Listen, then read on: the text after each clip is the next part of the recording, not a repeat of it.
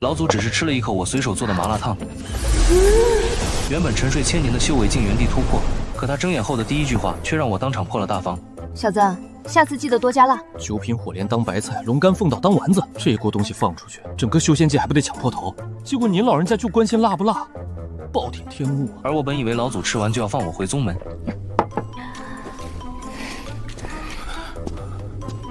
岂料他却一巴掌拍在我肩上。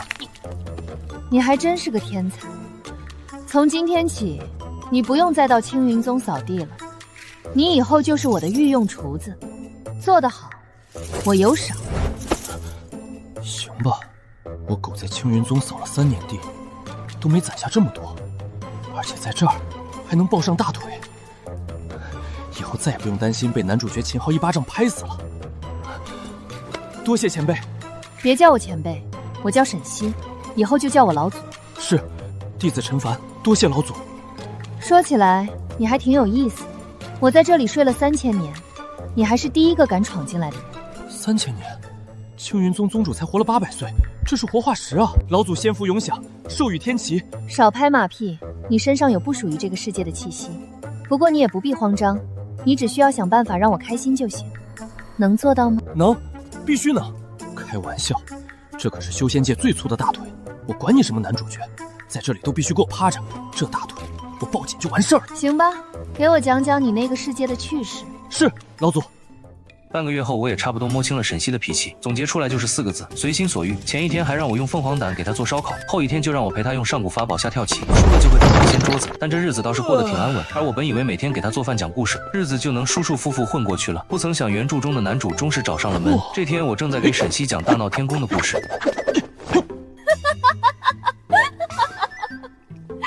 你们那儿的玉帝也太搞笑了，竟然能被猴子打到钻桌子。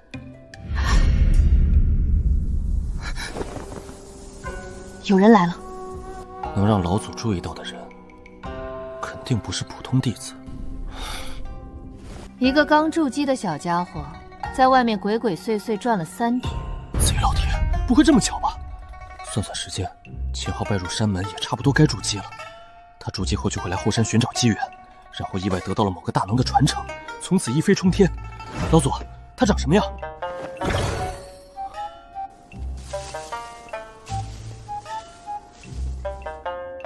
不知道这个秦昊是谁？完了，是真主角啊！按照剧情，他会在这里遇到一抹残魂，然后得到功法，从此开启他的龙傲天之路。秦昊若是现在闯进来，沈西肯定会觉得更好玩，把他抓来当第2个玩具，那我就彻底领盒饭了。不行，绝对不能让秦昊进来。陈凡，去把他打发走，吵着我听故事了。你说的这是人话吗？我一个炼器杂役，去打发筑基的男主角，这不是让我去送死吗？老祖啊，我打不过他呀！谁让你打他了？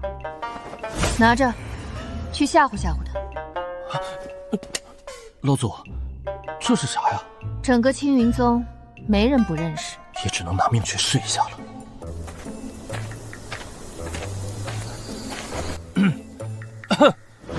你是谁？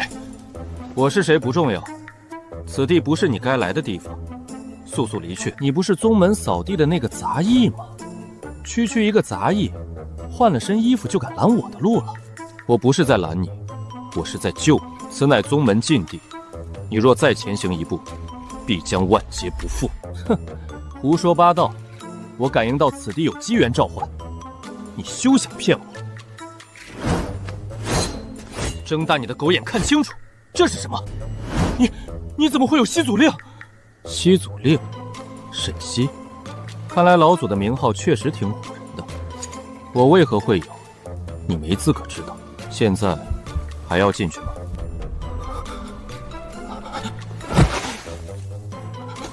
前辈，弟子有眼不识泰山，不知这是西祖的清修之地，还望前辈宽宏大量啊！看来沈西这大腿比想象中还粗啊！这男主角就这么跪下了，跟条哈巴狗似的。念你是初犯，这次就算了，再有下次，定不轻饶。还不快滚！是，弟子这就滚。终于把这尊瘟神送走了。演得不错。老祖，您都看到了。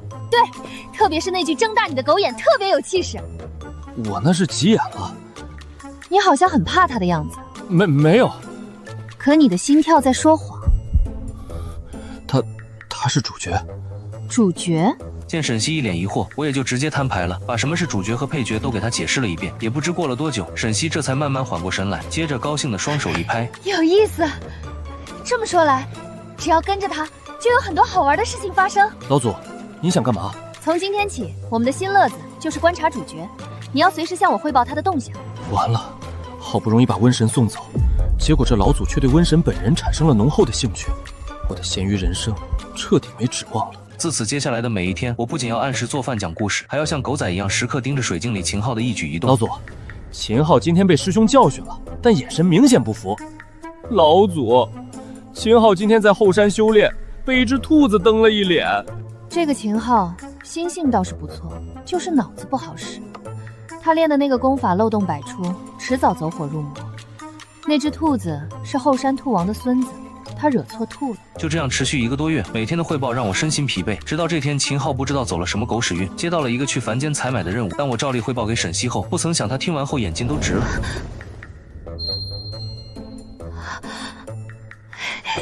凡间，我也要去。啥？老祖，您莫不是开玩笑吧？没有，你不是常说凡间有很多好吃的吗？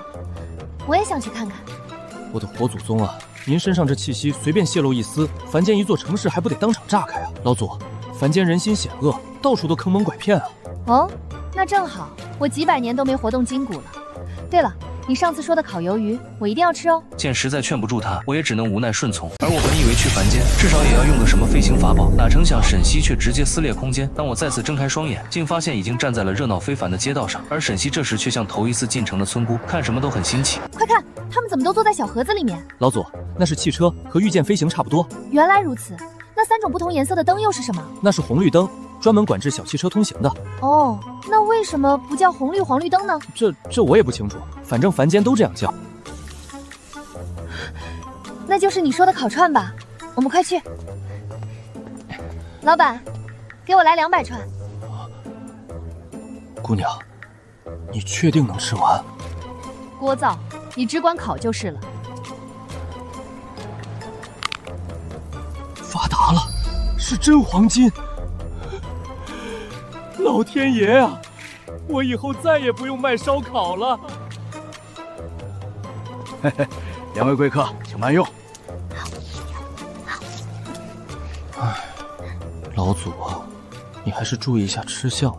可就在我们吃得正起劲时，旁边的一桌却传来了一阵吵闹声。只见3个彪形大汉正在调戏一位卖花的小姑娘，而我刚想拉走沈西换个地方吃，却不料他顿时放下手里的烤串，随后腾的一下站起身来，朝那3个大汉径直走了过去。完了，他要出手的话，整条街都要灰飞烟灭了。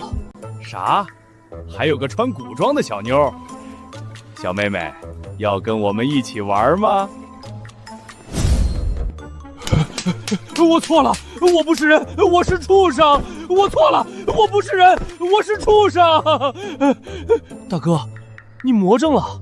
你俩也别站着。我错了，我不是人，我是畜生！好了，陈凡，我们继续吃。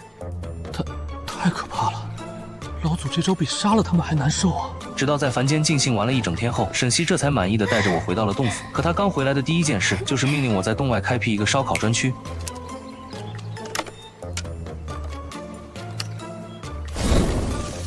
得，用3味真火烤肉串，这又是修仙界独一份。次日中午，我刚给一只灵珠撒上香料，准备开烤时，不料水晶里的秦昊竟有了新动向。他刚从凡间采买回来，就又接到了一个新任务，去宗门后山的寒潭里采摘一株冰心草。完了，原著里秦昊就是在采摘冰心草的时候，遇到了正在寒潭里洗澡的女主洛清柔，然后水里突然出现一只妖兽缠住女主，秦昊奋不顾身救下女主，2人从此结下不解之缘。秦昊是一巴掌拍死我的男主，洛清柔是谁沾上谁倒霉的女主，命苦啊！老祖，那秦昊要去见女主了。哦，就是那个圣母心泛滥的洛清柔。对，就是她。快去看看。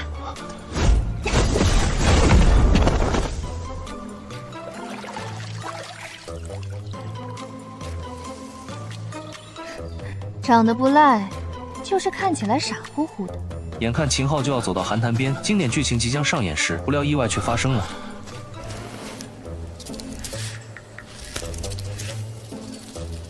这剧情不对啊，应该是秦昊采药时惊动了水里的妖兽，然后大战妖兽救下洛轻柔，怎么会平白无故多了只毒蝎？是七彩琉璃蝎，这玩意儿不是早就绝种了吗？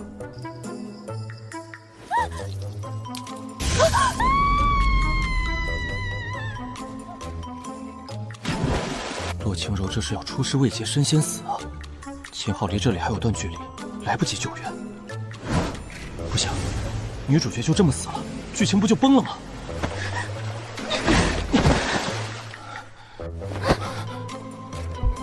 香是挺香的，但这也不对啊！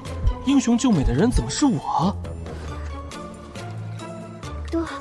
多谢师兄相救，敢问师兄高姓大名？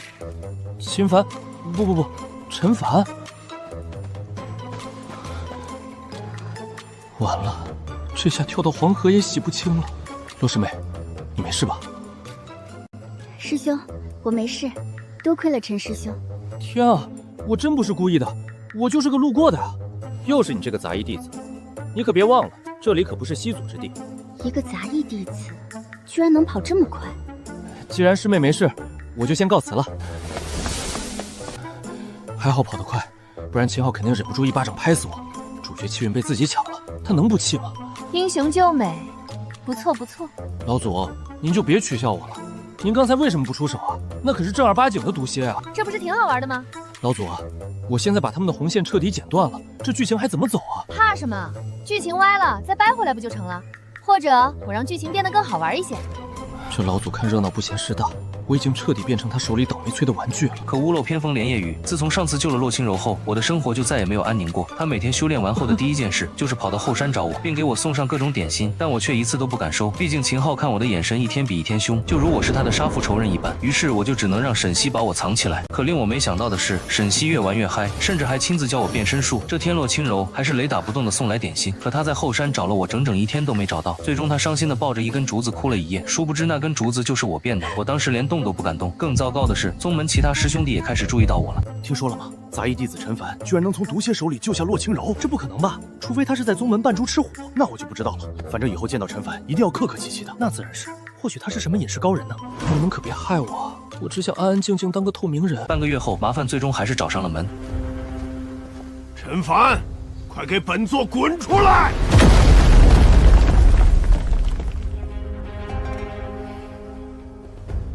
是哪个不长眼的在叫唤？老祖，小声点，是戒律堂的王长老。是牙齿缺了2个的那个老头？对，就是他。原来是他呀！400年前他还是个小屁孩，偷看女弟子洗澡，被我抓到，当场打掉了2颗门牙。老祖，您老人家记性可真好。他来干嘛？还能干嘛？都怪我上次风头出大了，肯定是来找我麻烦的。别怂，有老祖我给你撑腰。走，出去看看。对啊，我可是抱上大腿的人，一个王长老算什么？陈凡，你好大的胆子！身为杂役，无故擅离职守，你可知罪？我是奉了某位大人的命令，在此处听候差遣的。哼，在青云宗，谁的命令能大过戒律堂？陈凡，你少在这里装疯卖傻！我看你是想偷奸耍滑，立刻给我们回戒律堂！放肆！您是我的人，你也敢动？西老祖，弟子该死！弟子打扰西老祖清修了，求西老祖恕罪！求西老祖恕罪！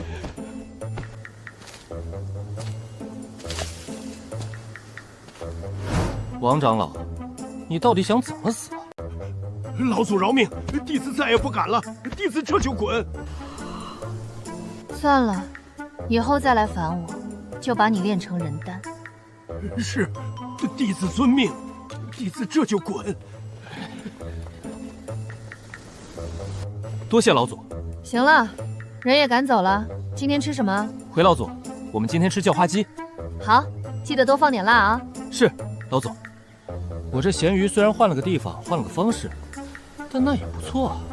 万万没想到，自从王长老被沈西吓跑后，我在宗门的地位也悄然发生了变化。那些平日里鼻孔朝天的内门弟子，见到我竟都恭恭敬敬的行大礼，因为他们都知道我身后站着一位大人物，而我更是那大人物身边的红人。更令我欣喜的是，秦昊和洛清柔也不知什么原因，再也没来烦过我。我的生活也总算恢复了平静。半个月后，青云宗突然来了一群血煞宗的人，领队的是血煞宗少主阴沉。两宗几百年来摩擦不断，这次大张旗鼓的上山，美其名曰是友好交流，实则是来砸场子的。把你们年轻一辈的最能打的弟子全叫上来。阴沉，你别欺人太甚。就是，我们来和你过招。好，你们一起上。狂徒！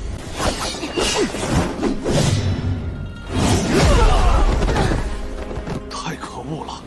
但这是年轻一辈的切磋，我们又不好出手。这血煞宗的小子有点狂啊。对，是挺狂的。原著里这个阴沉就是个前期小反派，专门负责给男主送经验的。果不其然，很快青云宗的黑马秦昊就站了出来。他虽然修为比对方略低，但凭借主角光环和各种其余得来的功法，硬是跟阴沉打得有来有回。关键是便一套连招将阴沉打飞吐血，一时间整个青云宗都爆发出了震天的欢呼声。秦昊也终于成了全宗门的英雄。切，赢得真难看。真正的战斗就是要一招制敌，就像我这样。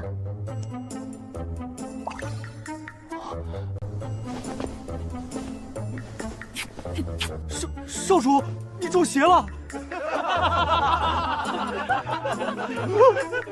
我的身体不受控制啊！我不想跳啊！好玩，太好玩了！这老祖宗也太损了，好歹也是血煞宗的少主，这下直接社会性死亡。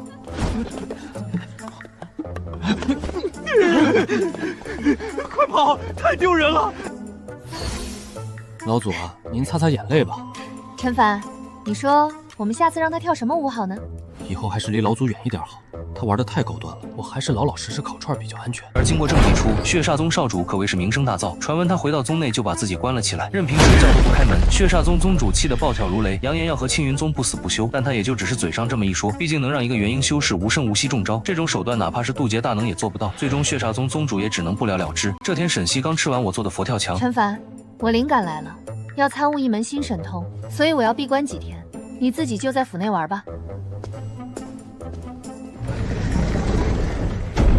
哈哈哈，老祖闭关，也就意味着我放假了。老祖虽然平时爱折腾，但这一走，洞府内就安静的可怕。哎，反正闲着也是闲着，我先在洞府内逛逛。这么多天才地宝，老祖就跟大白菜一样扔在地上。不过，即便大门敞开，也没谁敢偷他的东西。嗯？啊？变牛丹，吃一颗变成会说话的牛；诚实豆，吃一颗只能说真话；跳舞糖，吃一颗随机跳舞2天半。好家伙，我总算是明白阴沉那天是怎么回事了。感情老祖平时就喜欢研究这些稀奇古怪的东西。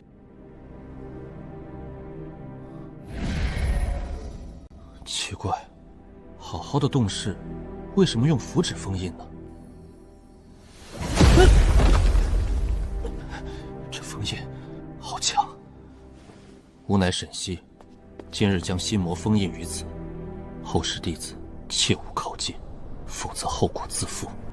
万一哪天封印松动了，整个青云宗怕是要跟着陪葬。看沈西平常没心没肺的样子，竟然一个人守了这个秘密3000年，那他该有多孤独啊！等沈西闭关回来，我就要对他更好一点，也许他开心了，心魔的力量就会被削弱。我要给他做一顿全天下最好吃的饭，给他一个大大的惊喜。转眼3天时间已到，沈西也神采奕奕地走出了修炼室。恭喜老祖出关！老祖啊，你参悟的是什么神通啊？言出法随，我说天要下雨，天上立马乌云密布；我说要水，整个青云宗立马水漫金山。老祖这是创世神啊！不用担心，有限制的，而且不能直接攻击人。那就好，那就好。老祖，请用。小陈，你真是个做饭天才。哪里哪里，老祖谬赞。吃饱喝足了，让我来看看这几天宗门内有没有新鲜事。哦，宗门大比要开始了。宗门大比是原著中最重要的剧情点，秦昊就是在这场大比中一战成神，奠定了青云宗第一人的位置。宗门大比应该挺好玩吧？老祖，莫非您又有什么新想法？你也去参加吧。啊，我一个炼器杂役，你非得要我送人头吗？我看你像元婴。老祖啊，你就别打趣了。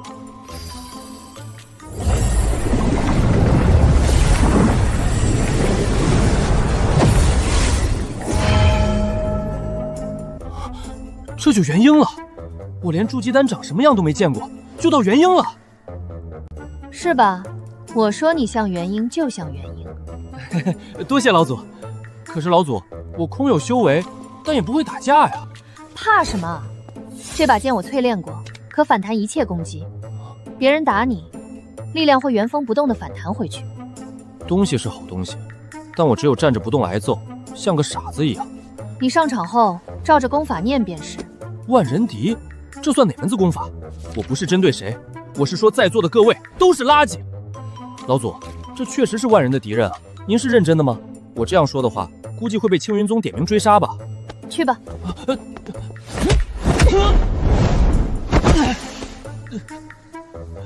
不拿第一就别回来见我。老天爷呀，我就只是想当个厨子，有这么难吗？我要报名。姓名：陈凡。修为：元婴巅峰。去，胡说八道！你是元婴巅峰，我还渡劫大能呢。下一位，这杂役莫不是疯了吧？还元婴巅峰？报不上名，沈西非扒了我的皮不可。如今也只能展示一点点修为了。陈前辈，小人有眼不识泰山，还请恕罪啊！哦，我现在可以报名了吗？当然可以，小人这就为前辈亲自办。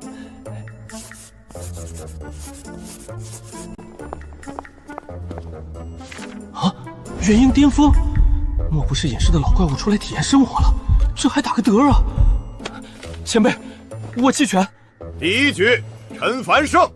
而接下来的4轮，我的对手都毫不例外地选择了弃权，直接让我躺赢到了决赛。当然，这次决赛的对手也是令我头疼的男主角秦昊。一时间，全场目光都朝我们身上聚拢，一个是声名鹊起的宗门新秀，另一个是横空出世的隐士高手。我虽然是元婴巅峰，但看到秦昊还是本能的发怵啊。陈凡的修为我实在看不透啊。陈师兄，请赐教。你来打我噻！你来打我噻！太嚣张了，秦师兄，揍他！我不是针对你，我是说现场的各位都是垃圾。太狂妄了！秦昊，给我往死里打！陈师兄，你太自负了！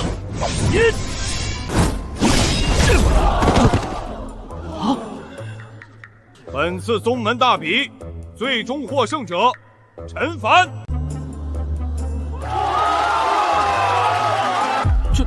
这就赢了，我居然赢了男主角，这剧情已经歪到姥姥家了。不知道老祖看到这一幕会是什么表情？自从我拿了宗门大比冠军后，威名便迅速传开，不仅长老们见我都客客气气打招呼，就连老宗主都亲自召见我，问我是不是哪位前辈高人转世，而我也只能按照沈西的话术故作高深。此乃天机，看来我猜的没错，此子果然是高人转世，以后一定要给他搞好关系才行。而秦昊自从被我打败后，便愤恨地把自己关在房间好几天。但奇怪的是，他出来之后，整个人都变沉稳了，不仅对我不再有敌意，甚至还经常请教我修炼上的问题。可我哪懂什么修炼，只能胡说八道一通。偏偏他还信以为真，竟然还真突破了，这让我对主角光环又有了新的认知。而我接下来的生活并没有任何改变，依旧每天在洞府为沈西做饭讲故事。可这样平静的日子刚过1个月，一股极其邪恶的气息便突然笼罩整个青云宗。这家伙怎么提前出来了？老祖，怎么了？最终的反派魔帝破天出场了。魔帝破天，原著里的中域大反派，活了上万年杀人如麻的老魔头。但这也不对啊，他不是应该在小说后期秦昊成长起来后才破除封印吗？怎么提前出来了？他是冲我来的。老祖，您的意思是？我上次帮你提升修为赢得比赛，动静闹得有点到了他，我把他封印了几千年，他对我可是恨之入骨。封印？合着这最大反派是老祖的老熟人啊？老祖，那您打得过他吗？ 5-5开吧。哎，那意思就是打不过了，青云宗彻底完了。陈凡，你怕死吗？怕，肯定怕呀。怕就对了，你就在洞府，哪里都别去。记住，只要不出这结界，你永远安全。等我把它解决了，再回来。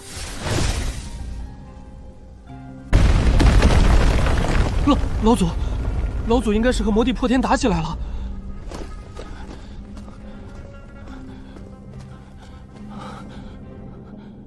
老祖，你要是回不来可咋办啊？2个都是世界最高战力，我修为低也看不了啊。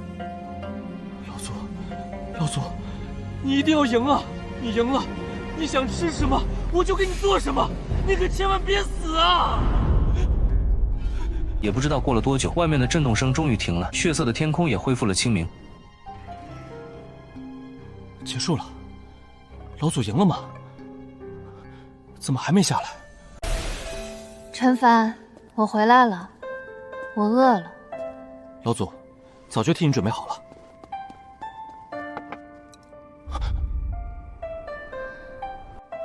其实这样的生活也挺不错，什么男主女主，什么破剧情，我就想这么安安静静的陪着老祖，给他做一辈子的饭。